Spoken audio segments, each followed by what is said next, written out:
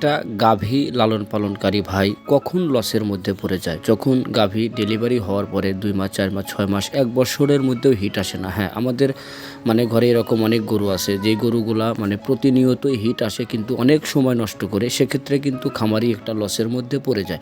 তাই আপনি যদি আপনার গরুকে প্রজনন ক্ষমতা ভালো রাখতে এবং যেন আপনার সময় মতো গাভী হিটে আসে, এই কারণে আপনি কোন মেডিসিনগুলা ব্যবহার করবেন। এখনও প্রচলিত বাজারে বিভিন্ন মেডিসিন পাওয়া যায়। তো আমি আজকে আপনাদের সাথে যেটা নিয়ে এসেছি এটা হচ্ছে এডিসন ভেট, যেই লিকুইড আছে AD3 এবং এডিসন ভেটের বোলাস আছে।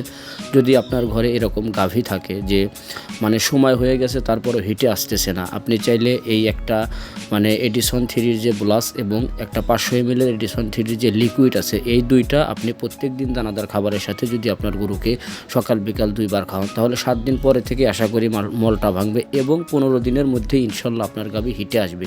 এই লিকুইড এবং বোলাসটা আমি নিজে ব্যবহার করে ভালো রেজাল্ট পেয়েছি বিধায় আপনাদের মাঝে ভিডিওটি পরিবেশন করেছি। যদি আপনার গাভী হিটে আনতে চান তাহলে এই মেডিসিনটা ব্যবহার করতে পারেন। আর মেডিসিন নিতে স্ক্রিনে দেখানো নম্বরে যোগাযোগ করবেন।